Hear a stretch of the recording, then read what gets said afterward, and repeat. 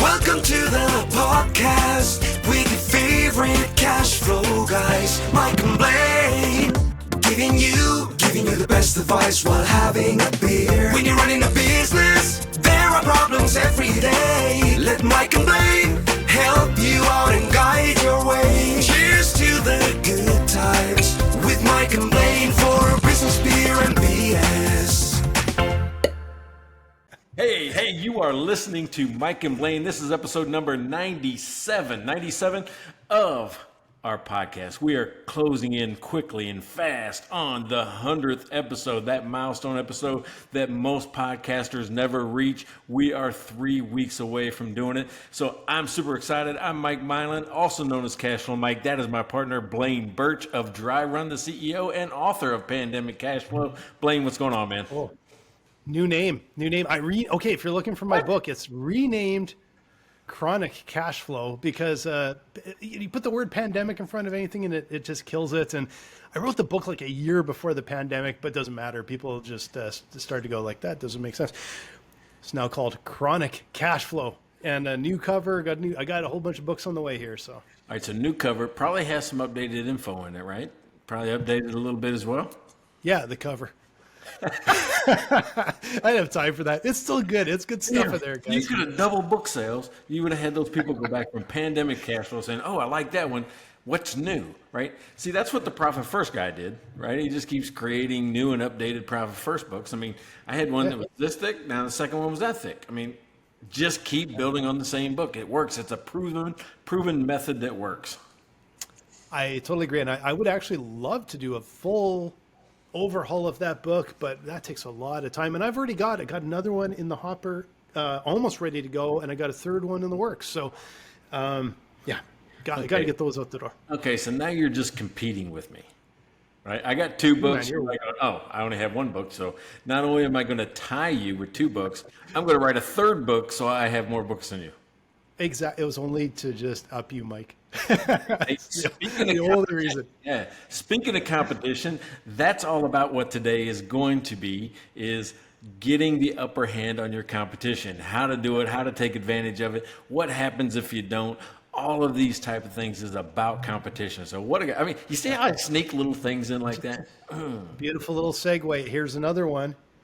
And the best way to get the upper hand on your competition is with an old 20-pounder. So I got the old 20-pounder beer from Driftwood, and it's pretty cool. It's this skeleton pirate with a 20-pound cannonball.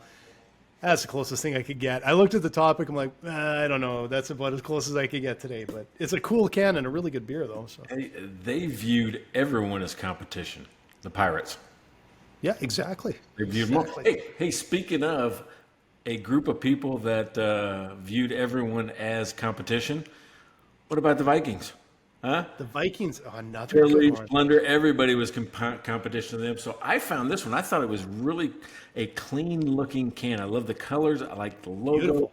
Einstok, I guess with the two, is that how you would pronounce the two dots over the O? Einstok. You're asking Canadian. That's yeah. I have no idea. Skol. That's what the Minnesota Vikings fans say. But this is an Arctic Pale Ale from Einstok. Nice. You would think a guy like me with Viking in his blood would be able to pronounce that correctly if I didn't. So I apologize if I offended somebody with my Viking pronunciation, or Finnish, Swedish, Danish, one of those. I don't know. You're asking the wrong guy. Huh. Oh, but here's something funny about it. All right, so when you think Vikings, you think of just big hulking people, right? Yep. Yeah. This is a super small can, and I am positive it says 11.2. I'm positive. Unlike that other one that didn't know, they had 13 on the bottle. I know they did. And this one is 11.2. Let's see if I can get it up in the screen. How do I get it to focus? Maybe I don't. I cannot. Squint. Maybe if you squint. Yes. Need the old digital bifocals here, I think, to see that one. Oh, all right. So very good. I'm ready for a little drink of it. All right. And interesting that I got the Pirate today and you have the Viking. And okay, so this pirate doesn't have the eye patch, but kind of topical to what we're talking about, getting the upper hand. I got to tell you a little story here. I found out that the eye patch, because all these pirates have an eye patch, and I finally read one day what it was about, and I'm sure some of you guys have read this, but it was really interesting to me because it wasn't because they had lost their eye. It was literally night vision. They were trying to get the upper hand. So why they would wear an eye patch is when they would go down below decks and it would be dark, they could pull the eye patch up. It's an eye has been adjusted to the dark, and they could actually see way better in the dark and actually have an advantage over the people they were plundering in the basement of a boat. Oh man, that's super cool. That is a great story. I'm gonna try it around here, around the house, see what happens. I say go to the basement. It's like, okay, all the blinds closed and cover my eyes, see what happens. I'll just go plunder, something. I mean, the teenager's room. I'll just go in there and plunder. I'm here to plunder. It's well, now I'm glad I picked this can because I didn't think of that when I picked it, but it was topical. All right, so that's what we are talking about. Is like you're running a small business. You always seem like you have competition out there, and I'll tell you what. I went immediately to, believe it or not, you and I used to compete, right? Before we even knew each other, right? We competed. I mean, because I built a product called Cash Flow Tool, which we thought was a pretty good competitor to Dry Run. So. Let's kind of start there. I mean, nice. You even mentioned us in the same breath. That's I'll take that as a compliment that we were considered competition and not an also ran. So, well, you got to realize there weren't a lot of companies out there at the time. I mean, we're talking 17, 18 is when we started. What's your founding date? We launched in 16. Yeah, so I think we built Cash Flow Tool in 17. Okay. All right, so you kind of had first mover advantage on us, right? I suppose we were very tiny and that's just how it was. But it's interesting, and again, sort of topical to today is on the surface we were competitors, but when you actually dig deeper and you start looking at what you're really good at, who your perfect customer is. It's amazing how the number of competitors can start to shrink down, and you can actually be a little bit complementary because you're actually solving different problems and serving different markets, and that's a really important thing. It's an important thing that we've had to learn and are constantly looking at is who do we help the most, and it's amazing. Our number one competitor, I will tell you, 99.9% is a spreadsheet. That's what we hear every day because you get into the businesses we help are multi-million-dollar businesses, a lot of times with multiple locations. They're trying to figure out their cash flow, their revenue, their profit, model all this out. That's a lot of moving parts, and that's how we help them. So it's now we start to focus in on like who do we help the most, and you start to be able to focus really closely on your competition. Yeah, speaking of, spreadsheet, that's interesting. I mean, first of all, one of the biggest things that you want to do in competition is differentiate yourself. And I think that's what you did. When you say, hey, when I identified my ideal customer, really what you're doing is trying to differentiate yourself in front of that customer, right? Because it isn't, and everyone else, because I'm either going to self-select into that group or I'm not. I tell the story sometimes about, a client I used to work with in marketing. And, when she tried to niche down, she really thought about her ideal customer was actually a person. She had a person in her mind about who this was. And it turned out to be a State Farm agent. So think about that. So we said, okay, well, let's lean into that a little bit. Let's just say, I'm the best State Farm agent marketer in the world. I'll get you more leads, more appointments, those type of things. Kind of that type of message.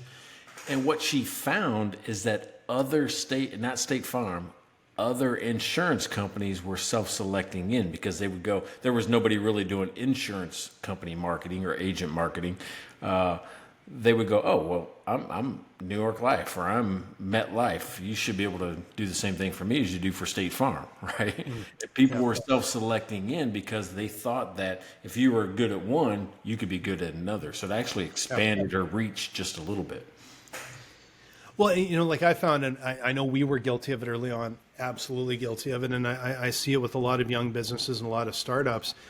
Going for that niche, not niche, Did I say going, niche? going, going for the niche. I'll just say I'll go for the niche. But finding that vertical of your perfect customer is the absolute best way to build a business, especially when you have fewer resources at your disposal. But the chronic problem with startups a lot of times is if they haven't really identified and tested out and found out who their ideal customer is, you kind of end up doing the opposite. So instead of going to your ideal customer and saying how you're different, you try and please everybody, which means you don't look different. You don't stand out in the crowd. You sort of blend into the crowd. You try and be everything for all people, and it is the fastest way to failure. It is so important to always be preaching to people, this is how we're different. This is who we help. This is the problem we solve. And most importantly, this is how we're different. Yeah, but you were talking about spreadsheets, and I ran across, I'm looking for the company, and we might have to ask Chad about what company does this. But there's a company out there where you can upload a spreadsheet, and it converts it to more of an app-based experience on the web. Have you seen that? No, but how much of it is, an experience, and how much of it is it looks prettier, but still can't do anything more than what I could do before? Well, I think that's right. I think I tried it, and it could not figure out my spreadsheet. So I'm like going, ooh, now I got to learn how to use that instead of Excel. Excel. I wasn't really impressed. Yeah, and that's the thing that we found, like that, that's what, like, we love to help any business, but the fact is we really start gaining our pace when we're helping businesses that have really complicated, messy, sophisticated problems, because a simple problem may be better done in a spreadsheet because it might be completely fast and you don't need all this data and da-da-da. But when things start getting really complicated and there's a lot of data involved and it's really hard to visualize, and that's when we just start going, yeah, now you're in our wheelhouse. Now we can save you days of time. Now we can show you things that you cannot see or explain in a spreadsheet. So that's what's been our competition. But the spreadsheet, we're so different from it, but that's what everyone is using to solve this problem. And it's kind of hard to introduce something that's so different, because it's like, okay, you've been riding a bike. Well, we're a helicopter. Like, yeah, but still transportation, right? Well, in my hotel staffing company, right, we're talking about differentiation. And I just call it temporary labor. People automatically thought when I told them what we did as temporary labor. I just call up that morning and go, hey, send me 3 bodies, right? I just need people to pick up rocks or those type of things. Yep. Well, that's not exactly what I had created, which made it grow so fast, because it was a hybrid model between that temporary labor and full-time labor, like having an employee there, which means my promise to you, the differentiation was, we only do hotels, and the person we send you will be the same person as often as we can. If you can give them at least 20 plus hours a week, if you can give them 20 plus hours a week, I can guarantee you're going to get the same person week after week after week, because I'll find them 20 more hours somewhere else, right? I have one person working 2 accounts, but they get the same person. They just kind of go Monday, Wednesdays, I go here, Thursday and Fridays, I go here. And they get the same amount of hours. So I had better retention. The client got a better experience because they didn't have to retrain over and over and over again. And the employee was happy because, they always had work. Here was the best thing, is that if you call a temporary staffing agency, you might get somebody that worked in a factory yesterday and a hotel tomorrow, right? Yes. This is just hotels. That's all we did. And the amazing thing that I see a lot with small business is they'll know basically exactly what you said, and that's not what they communicate. And so that's where the confusion comes in, because people can repeatedly think you're a temp agency when that messaging has to be, you don't have to retrain because you have the same person and they're not coming from different jobs. They become an expert. Like, that is your differentiation, but that's also the massive benefit. And sometimes you're too close to the subject And it's hard to see that, right? It's hard to see the forest through the trees. Yeah. I just had a thought of how I broke customers from thinking that's what I was. What's the primary thing you think of with temp labor? The guy from the office. That's really seriously that's what I think of. No, but you can call a temp agency like tonight and have somebody there tomorrow morning, right? Yeah. Or you can call them in the morning and maybe get somebody out there by the afternoon, right? It's like instant gratification. I built in a 2 to 3 day waiting period, which was, hey, you're going to have to tell me you need somebody 3 days from now. Yeah. Because I have to select, recruit, get them ready to come in to work for Marriott. We got a little bit of an onboarding process. Even if they already worked at another Marriott and I was just going to add them to another one, I still made them wait 2 to 3 days. That broke the train of thought. That educated the customer. Oh, it isn't a train. It isn't a staffing agency, a temporary staffing agency. They actually take the time to prepare somebody for me. Yeah. Right. And that's what I did. Yeah, it's such a science to know, like knowing the perfect customer, who that is, and then explaining how you're different, but explaining how, not just how you're different, but how that really benefits your customer. And then it's interesting because it's like, how in practice do you reinforce those exact things, right? And it's amazing how people perceive you come down to sometimes a lot of details. Sometimes it's easy to gloss over the details. So, it's like we were just talking about doing some marketing stuff earlier today, and one of the tactics we said is don't look at what we're working on, like what's up and live right now. Start with a blank piece of paper from scratch, and what message do you want to get across? So you're not going back and sort of editing what's already there, but you're actually stopping and going, let's make sure we've got the message exactly right with who we're talking to.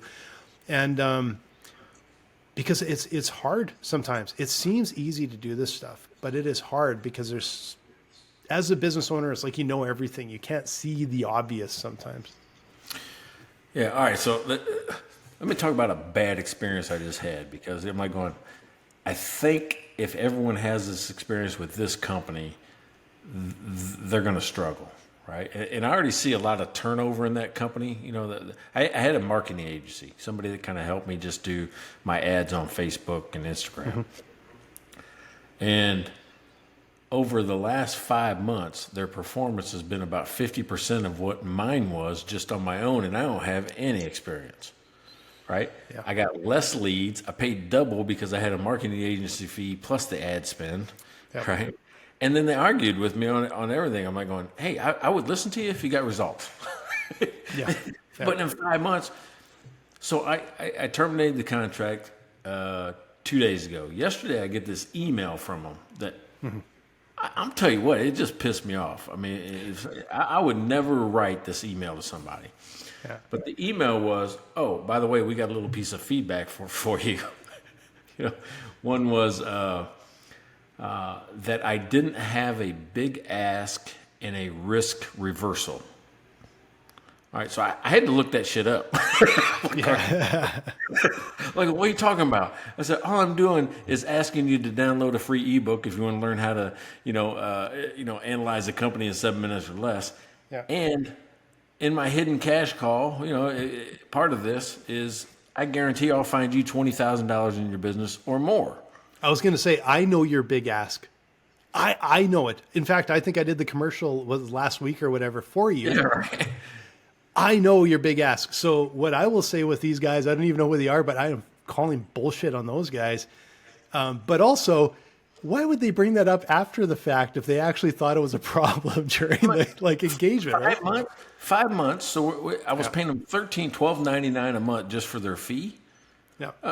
So 5 months, you're talking over $6,000. You couldn't come up with a better idea. And you tell me after I terminate the contract, that's when you tell me? Not only that, then they followed it up with, plus you're trying to do too much with too little a budget. I think... Yeah, go ahead. I'll be honest with you. You should be replying and go, Here are the results I got. Here are the results you got.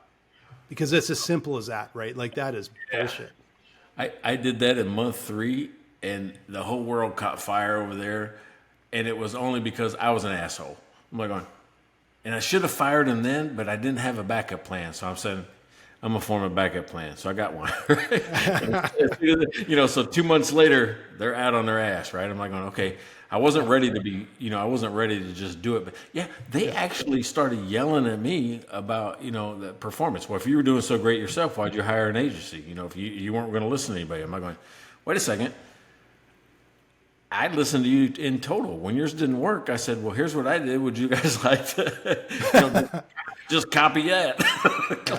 Maybe you can do better than this, because it can't be worse. You can't do worse. You can't take more money from me and do worse. Yeah, and this I think people are inundated with this kind of bullshit every day, all day. Like I get my email inbox, my LinkedIn inbox, everything is full of this stuff every day. And you look at it and you think, like, it's just these massive promises, and it all smells like snake oil to me. And it's really hard to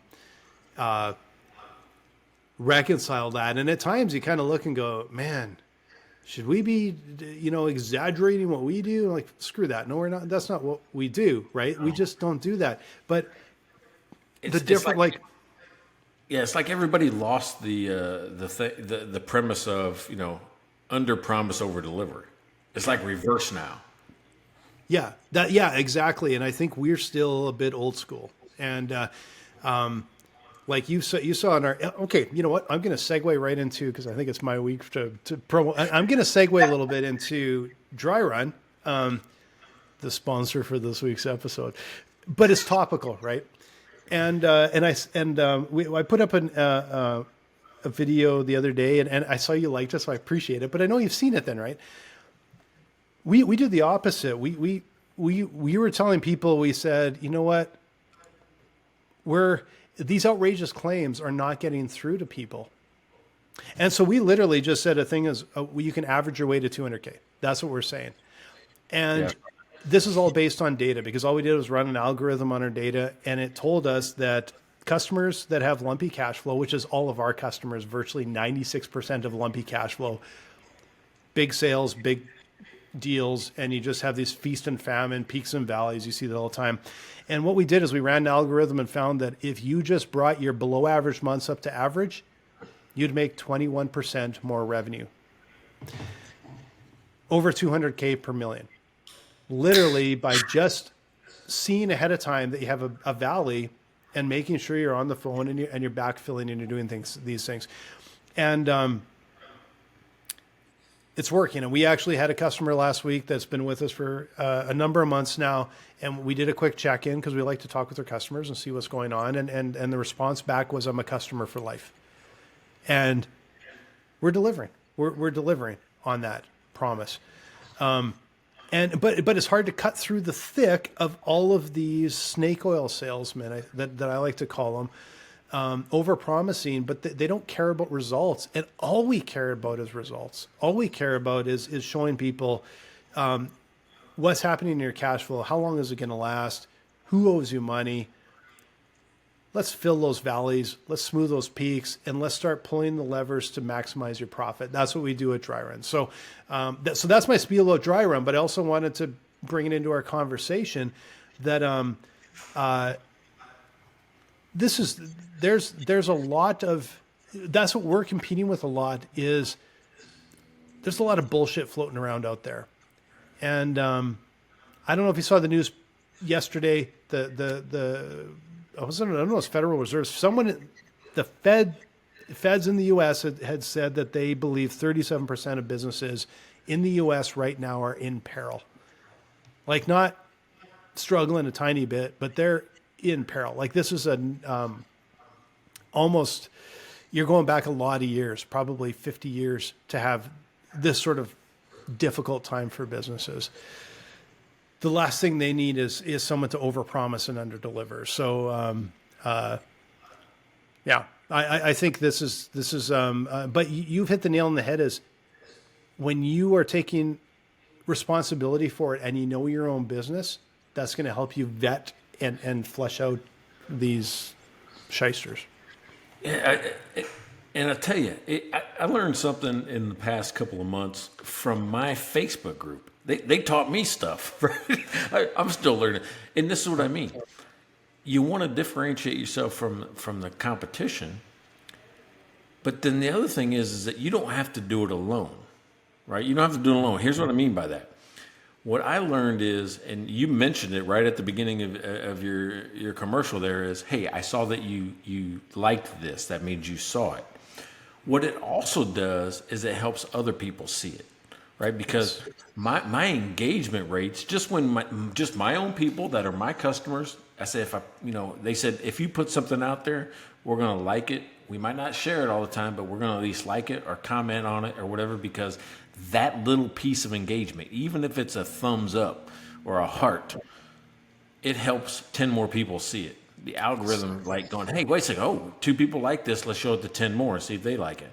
It's exactly. Like a weird multiplying effect. So if you love a small business out there, or you just want to help somebody out, when you're scrolling and you see somebody's ad or you see somebody's post, give it a thumbs up, give it a like. Yes. Don't just pass it, just touch it and help that person spread the message a little bit more. It is such a small thing for a big result. And I will say, do that for Mike and Blaine. Comment on the post, comment on any of our episodes from 90 to 100. I'm just segueing right into this. And you will be entered into win the Hundo Super Pack, which is all kinds of cool stuff, including our books, 3 months of dry run, half hour with Mike consultation. We got a t-shirt in there. We got all kinds of cool stuff. Comment on one of our episodes, but please, same thing. We're going to do the same ask here. Like it, follow us. Make sure you're downloading our other episodes, because we're just little guys and we're having an impact. Two things happened this week. We have a new user, like just trying out dry run, but they actually found out about us through this show, which is awesome. I was so excited to hear that. And, I sat down for a beer with a friend of mine the other day and he started talking about episode 96. I'm like, Jesus, that's so nice to hear that people are listening to it. That's so cool. Hey, I know I've talked about Breger in the past, but I actually got on him and I go, hey, did you stop listening? Because you don't make any comments anymore. So yesterday he sends me a text. He says, I didn't know you liked the Golden Girls. And I had to go back in the Rolodex. I'm like going, when did I say that? It was like 10 episodes ago. Oh, yeah, it was a few episodes. Way behind. He's like way behind. So he won't see this until, Christmas. Yeah, this will be snowing outside. We're talking about it being 100 degrees. So funny. All right. So let's talk about what's another thing? Differentiation is a huge deal. I want to think this. I've always heard this. People buy people, not products. So I think there's a little bit about building a relationship with others that matters, right? It's think about it. I started selling more. I had a transition throughout my career, right? I used to be the guy when I first came out of being a state trooper, I actually wore a suit and tie to go sell my janitorial business and go sell my hotel staffing business in the late 90s, early 2000s, because A, it was still kind of expected. Yeah. But B, I didn't know any other way, because I didn't know who else to be, because even as a state trooper, I wore a tie, unless it was summer. Yeah. So I'm like going, well, maybe that's where you're supposed to do it. But you know what I lacked? And I think I had success, but not the super success I probably should have had. I lacked authenticity. Yes. Yep. I wasn't authentic, and I was salesy, because I had taken some sales courses and I learned to overcome objections with certain phrases. And now when I hear some of those certain phrases that people learn in courses, I'm like, oh, I just don't like it. I don't like being sold to. But I love an authentic conversation about, hey, this might be good for you, and if it's not good for you, here's what happened to somebody else. and I'm the guy that puts myself in that other person's shoes when I hear a great story about benefit or success. But it's the authenticity of the person delivering the story that I buy into. I believe you. I believe you. I trust you. You feel normal. You feel like somebody I could just hang out with. That in and of itself, I think, will help you some more, because it has me with Casual Mike. I stopped dressing up. I just wear a T-shirt. Sometimes wear a hat. The message comes across stronger because now small business owners and even smaller accountants that I work with, they're like going, oh, that's what I do. That's how I go to work. That's how I feel. And you become one of them. It becomes your tribe. And they're not part of my tribe. I'm part of theirs. Yeah, yeah. And you hear that, like you hear it often, that authenticity is so important, but I will say it's so incredibly important now, because you don't have to look very far to see that people are inundated with bullshit and hyperbole and everything else. And that's a great way to stand out in the crowd, but it's also a great way because it's a lot more comfortable. It's a lot easier to be it's hard. I think it'd be hard to be fake all the time. I'm not an actor. I couldn't pull that shit off. So it's to me, it's an easy way to resonate with people as just being real, being true.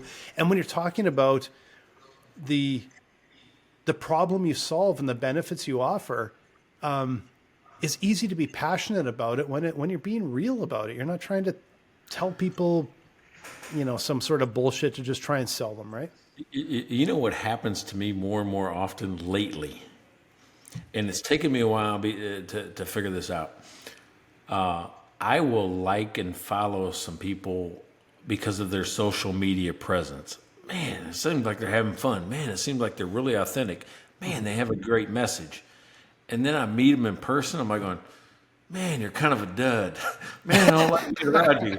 Man, how can I get away from this conversation? And I'm like going, I don't want to be, what is it that I want you to match? And I think that's a great statement for me. I want what you see in social media is what you get from me just when you meet me. Yeah. And I think your brand and your personality should match, somewhat. Yeah. No, I think so too. And I think that, and for any of you out there, look, honestly, most people listening to us probably know us already, but it's all our friends. All 20 of you. All 20 of you. Yeah, the whole dozen, the whole baker's dozen. But half the time we're talking, I forget we're recording anyway. So what you see is what you get with us. This is what you get. But I think it is important, right? I think it's really important to it is about people as much as the world is gone Zoom and digital. It still is about people talking with people and helping people. And I think that's where you start, and that's where you should continue to grow. All right, well, the last time I say on that, and then I want to talk about like some things that or you recognize as success, like companies and failures. I want to kind of talk about who's did it right and who's did it wrong. Yeah. But the last point I want to make, because we've talked about being authentic, we've talked about differentiating yourself. I think you have to also invest in the customer experience. What is it that they experience when they come to your place? They go to your website. They go to what's that experience going to be like? And we're working with a client right now. And we're just walking through it all. Like, how are you found in the internet versus when I click on you from the search results? What is my first experience, and does that match what your SaaS product does? Right. So, because it's an energy that has to go all the way through. And anytime it deviates, you're like going, oh, I was in. What the hell was that? Anytime it deviates, a confused mind never buys. We've said that here. So you can't. There is a golden path, and you have to guide people down a golden path every single time, because you'll differentiate yourself by doing that. A consistent, unique customer experience. Yeah, I completely agree. And it's hard. It's hard at times because as you can see, like everything is tied together. It's like a bunch of threads coming out from the center. And it's hard to do that because we're talking about understanding who is your ideal customer. What are the benefits you give them? What problems are you solving? How are you different? How do you connect with them? How do you talk with them? How do they speak? What is their language? Like, it is a very complex problem, and simple is hard. We've said that before. Simple is extremely hard. Complicated is easy. You can talk your way through anything, but to make it simple and clear is difficult. But boy, it's magic, right? Like that's what you're always striving for. Yeah. So, all right. So here's somebody I think did it really well. They took on the giants of a mature industry and ended up getting bought by one of the giants. But they were nobody at nothing in no time, and they took on an industry that frustrated every man in America, which was the price of blades for your razor. Dollar Shave Club, yeah. You brought them up before, but it's such a good story, and it is just a great template. Yeah. Yeah, I mean, because when you look at Gillette, you look at all the other ones that are out there, you're like, how do you compete with that? How do I manufacture blades fast enough, quick enough, quality enough, and at a price people can afford for that? So it was that. Mm-hmm. But the one that came up to me recently was Warby Parker, which you would probably know because of your glasses, right? I'm familiar with them, but I have what's called astigmatism, some tricky thing with the eye. So these are really complicated, ridiculously expensive, and I don't think I could get them through Warby Parker because my optometrist guy had me going in his office once a week for a month trying to tweak things so I could see. Very familiar with them. I don't think I could use them because of my really complicated prescription, unfortunately. But there's another company, right, that took on the big boys, right? America's Best Eye Care. I mean, all of these things saying, we can actually give you the glasses you need at your house. You don't even got to leave the house, right? We're going to send them to you, and if you like the frames, keep the frames, or we'll send you, or whatever it is. I don't know how it works. Courtney did it, and I can't remember how it works. Well, what I love about it, first of all, there's a ton of them now because unfortunately it's easy to replicate that model. But I give a lot of kudos to businesses that find what they know is an advantage. Like there's a problem, they see it as an opportunity, and they dive in and do something that the rest of the market or the rest of their competitors kind of turn their nose up at or laugh at. But it works, and it works really well because they find this gap and they exploit that gap by being different. And I think that's a real, I hear stories like that and I always go back to how does that relate to us and how do we do something like that? We're doing something different, but how do we take advantage of something like that?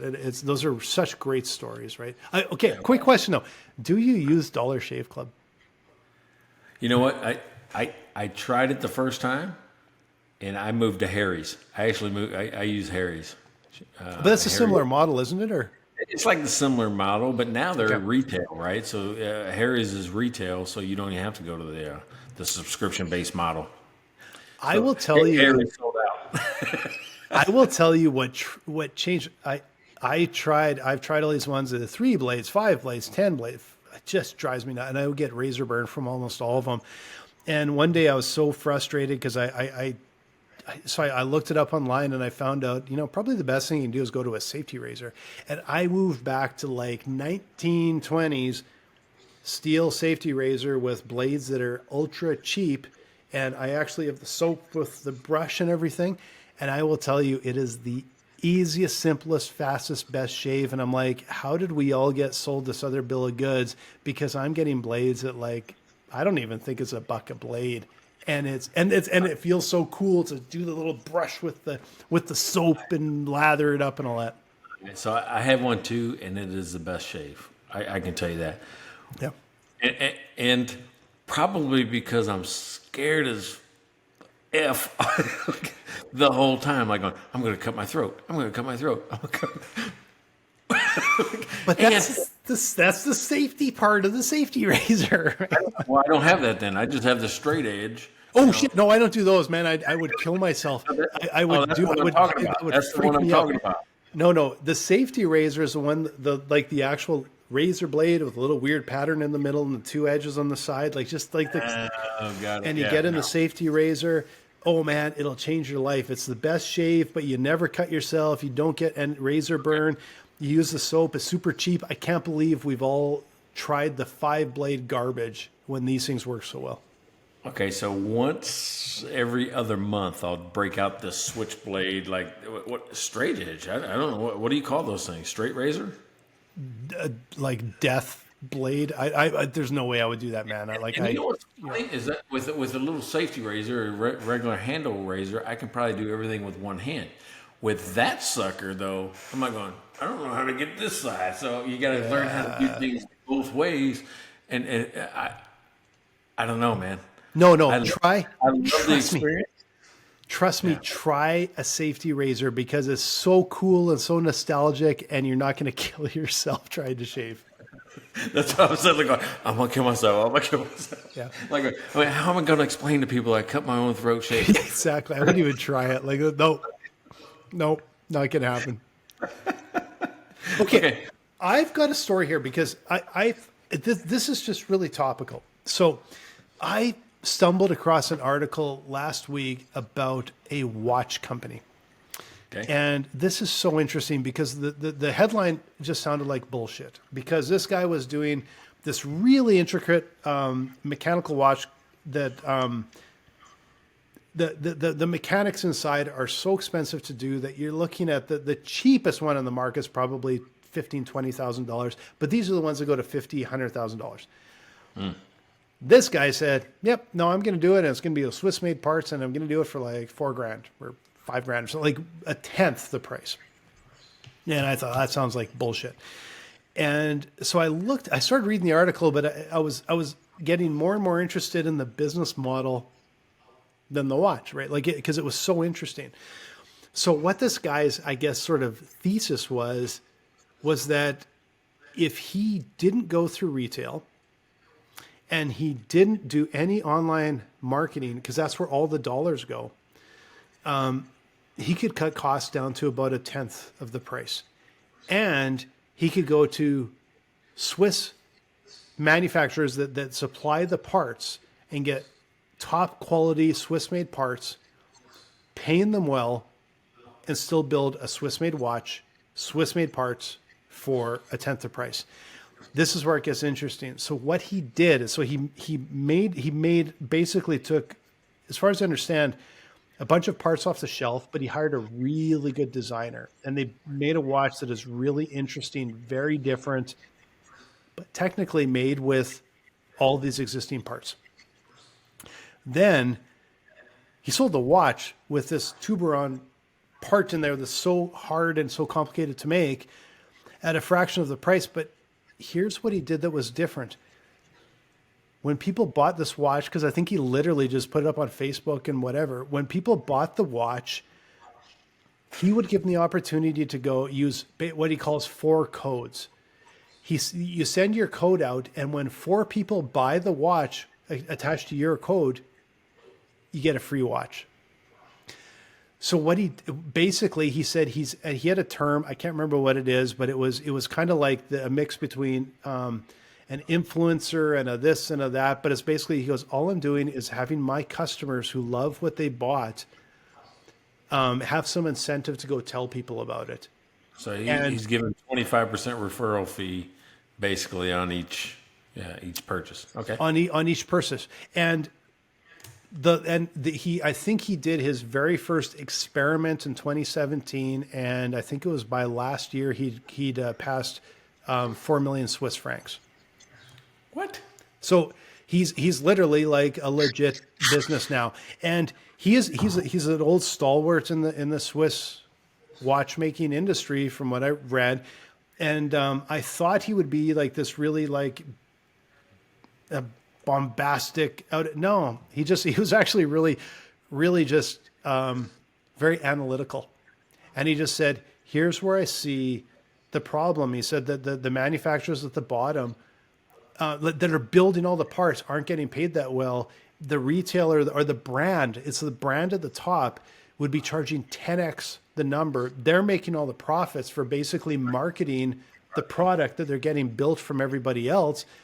And he said, all I'm doing is flipping that model on its head and proving that it can be done. And it was, I just found it really fascinating how he looked at the problems in the industry. Everyone said it was bullshit. In fact, one of the most interesting things was he said one of the entrenched brands went to a journalist and said, "Yeah, this is all funny. This is all bullshit."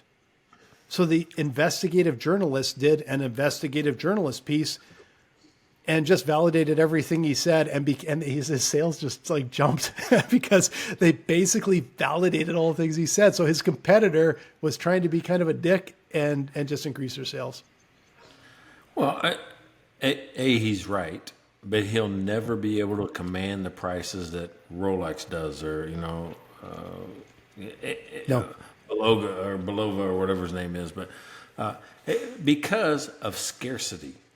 Right? Oh, absolutely. Yep. The other ones are scarce. They cost that much. That's why they're so scarce, and there's fewer of them on the market. But what I admire with this guy though is that he said all he wants is a 2x.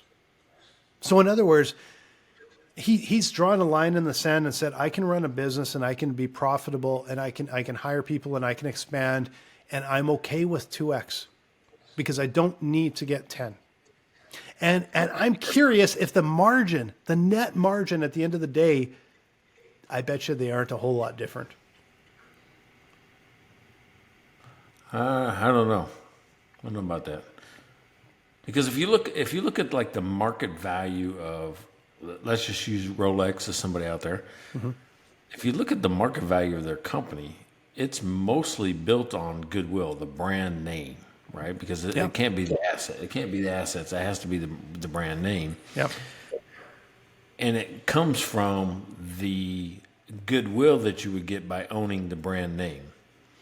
Right. And I'm not saying that Rolex isn't a great watch. Is it worth some of the dollars they command? I don't know. But I mean, that's up to every individual. Yeah. I don't need that. Would I like it? Yeah, if you gave me a cheap enough one, I'm like, yeah, I'll wear a Rolex just because I'm wearing a Rolex. Yep. But I'm not going to go out of my way to go buy one. So I'm not the buyer. Yeah, yeah. Right? I mean, look, I don't even got a watch on anymore. This is my watch, right? The cell phone. Yeah. So I mean, I'm not even a watch wearer. I wear a watch now as an accoutrement, as an accessory if I have to get dressed up. Yep. Which is becoming less and less frequent as I get older, right? It's just like there's less opportunities to have to dress up. Yeah, and like but there is a legit market out there, right? And I would be the last guy to buy a Rolex because you know me, like I always like the independent breweries. Like I tend to like a bit of the smaller, independent-ish. Fighting but I will say that I'm wearing a mechanical watch, Vulcan, small Swiss brand, and my Apple Watch is up, and I use it as like it's my alarm clock. That's all I use it for. Maybe I wear it when I'm biking in case I smash it, but what I found is interesting. What I respected is this obsession with how do I get the absolute most profit. This is a way that I can pay the manufacturers, I can pay people well, I can pay everybody in the supply chain that I use, and we can make a solid profit and grow a business. And there's something really, I think, noble about that. And the other thing is, like Rolex is making money hand over fist. But also watch the F1 race at the start when it's Rolex, and you got to say, how much money are they spending on that? That's why I'm saying, what is the net return at the end of the year when you're sponsoring, like all these big watch companies are in every bloody F1 race everywhere, right? Yeah. No, I think as a small business, he's on to something. If he wants to go head to head with Rolex, I don't think he can do it. He's not, but this again, very instructive, I think, is he's found a way to not go head to head with Rolex. Frankly, Rolex is sold out everywhere. So they've made their supply chain so limited and so scarce that they can make so much money. But it also means there's actually a giant market out there that they're not serving. But what he did is he went, you know what? How do I compete with all the big guys? Is I don't like he's competing on price. That's the thing that I'm not crazy about. But he's kind of made his own market. How would let's flip it around. How does Rolex compete with him? If they're doing a $50,000 watch and he's doing a $5,000 watch, obviously there's the brand. I understand all of that, but for watch enthusiasts, he can tap into a market because he's found a niche. Yeah, but they already have. All right, so they already have watches in the $5,000 to $10,000 range. Rolex does. Not with the complicated innards. That's what I'll say. That there's that's yeah, but price point. And the most consumers go by price point, and they judge value based on price. No, but these aren't most consumers. No, Joe Blow isn't going to go buy this watch, but Joe Blow isn't going to go to Rolex to buy that watch either. These are he's tapped into what he's doing. Again, this is exactly what we were talking about before: is finding your ideal customer. And he says there is a niche. There's a niche right here with watch enthusiasts that appreciate this really high-end mechanical movement that no one else has heard of and no one else is going to care about. But I can tap into them and I can give them something that they can aspire, but they can't afford a $50,000 watch, but they can buy something that feels it's the Corvette. The Corvette is a way to do a Ferrari at a quarter of the price, right? But true, but when you said, how does Rolex compete with this guy? I immediately went to Kodak, right? You went Corvette because it's a different comparison, but yeah. I'm talking about like Kodak. When digital cameras came out, digital prints and this type of stuff, they poo-pooed it. Like, oh, nobody wants that, right? They'd love to print pictures and put them in albums and have them for people to look at and bring them over for the neighbors and those type of things. They ignored it. So how could Rolex compete with this guy if this guy has technology that they ignore? People won't want it. They're like, oh, that's dumb. That nobody's ever going to want a digital camera. Yeah. Okay. I know that was a silly comment because Rolex does not give a shit whatsoever about this guy. Like, I totally get that, but no, it's not a silly comment. It's a legit thing. Kodak was killed by an idea that pictures could become digital. Yeah, the thing is, this is a court because it is exactly the same thing for less money. That's what they've done in a very niche market. But you're talking like when you say a very niche market, you can get a picture. That's Kodak was the same thing. You can get a picture for less money. I don't have to go wait for 2 weeks while you develop it and pay you $20 for every picture. I can take my kids take more pictures in a day than I had my whole childhood. Like this is I understand this is a very niche market, but you also take a look at on a global basis, that's still a pretty big market, and it's so niche. And you've carved out your spot, right? You've carved out a spot with a model that's highly profitable. And I will never poo-poo an idea where it's like, hey, I've got an engine here, and it's highly profitable, and we might be under the radar, but we found a way that just works, and you print money, right? For small businesses, I call those sales seams. If you find a seam somewhere in the market that you fit and you're profitable, run as much down that seam as you can. Stop worrying about how wide you can run it. You got that narrow gap that you can exploit, and that's called arbitrage in the small business. Yeah, and the thing that I find the most fascinating is how much he's generated, how big his sales have gotten to date. And he has the weirdest brand on the planet, which is so opposite Rolex. Rolex, literally, the name was picked to a large degree, actually, I think it was almost entirely, because it was something that was easy for people to pronounce and spell and everything. Rolex. It's not someone's name. It's literally, that's the brand they gave it. And this guy, if you want to look it up, his website address is ba111od.com. And this is why I also got sucked in, because I'm like, what the hell? How did this guy brand his brand? Like, it is the weirdest. So it seems like you're going for the free watch. So tell me your code too. Well, no, because I have obviously I haven't bought this watch. I literally just saw this article the other day. But this gets into another topic of branding, where I looked at it and went, what the hell is this guy doing? Because I like, who would brand their company BA111OD? And as I read through, and this doesn't justify it, but as I read through, is based on his name, which I think is Bailod, BAILLOD. But they some graphic designer somewhere got clever and went, the I and the L's will all be ones. How the hell do you come up with that? But he has sold 4 million Swiss francs in watches with the world's weirdest name. It feels a little bit like he's also just like the opposite of Rolex. Like, I'm just going to show you, I can even do a really weird name and still sell. So I find it really strange and interesting story on the business side. The watch was, I think it looked neat, but I can't even remember it much. But I find the story, the business model of finding friction in the market and opportunity, and saying, if I overcome this friction point and this friction point and this friction point, there's a gap. And that I think is really instructive. All right. So here's what I learned today.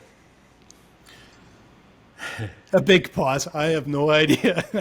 No, because I'm taking it all in. We went around the world here today. So here's what I think I learned is that you have to find what makes you interesting, right? You want people to go, wait, what? Because it's all the way from that guy that sells a $100,000 watch for $4,000, or any of the other things that differentiate you in the market. Mm-hmm. There's that question you want somebody else to take notice of, which is, wait, what did you say? Right? Yeah. Because you're so used to the noise, and like cuts through the noise with something interesting. Because you want somebody to go, hey, it's BA1100, whatever. I'm like, what the hell is that? And people will go look it up because they're like, what? Yeah. And maybe it was the cleverest thing in the world. It could be. Yeah. But the thing is, when he finds something that clever, you can't duplicate it, right? It's one of those things you can't duplicate. So what makes you interesting? Because if you want to get the upper hand, find a reason for people to ask that question. What? Wait a second. What is that? So they look a second chance, or they look a second time. That's really, I like that you said this, because we talked about being authentic, and we talked about finding these seams. And that is, I think, such a great point, is you can still blend into the background if you're not standing out and if you're not interesting. And I remember talking with a friend of mine that's television and documentary producer, and when he would pitch ideas to the big broadcasters, he always said, I was always looking for the holy shit factor, because you can come up, you got a story. Well, yeah, it is a story, but no one cares. How do you get something where they go, holy shit? And I remember Mike telling me the story about, he did a documentary on what I think it's called, if I remember right, the Battle of the X-Planes. And he got behind the scenes of the basically the battle between Boeing and Northrop Grumman, I think, with the F-35, the one that's flying everywhere now, and the Boeing version, which was, I can't remember what it was. It was a different, I think it was Boeing, or maybe Lockheed, but he got behind the scenes of the most secure skunk works environment in the world, and got to film this and make a documentary about it. And but boy, could you imagine him pitching that to, Discovery Channel or whatever it was? Like, that is a holy shit, you did what? Yes, I've got access.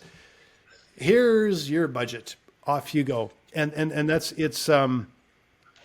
something that I think we forget sometimes. We can get really sterile and logical and forget that you just have to be interesting and catch people's eye. So I thought that was a really great comment. Yeah, right on. So, hey, that was episode 97. 97. Gaining the upper hand on your competition. And you have been listening to Mike and Blaine. So go to our website, mikeandblaine.com. Check it out. Check out our merch. Buy us a beer if you want to sponsor the show. Or, better yet, just say you want to sponsor the show and be one of our sponsors that we talk about during the show. And believe it or not, we have the Hundo Super PAC that I'm going to turn it over to my man, Blaine, because he loves talking about the Hundo Super PAC.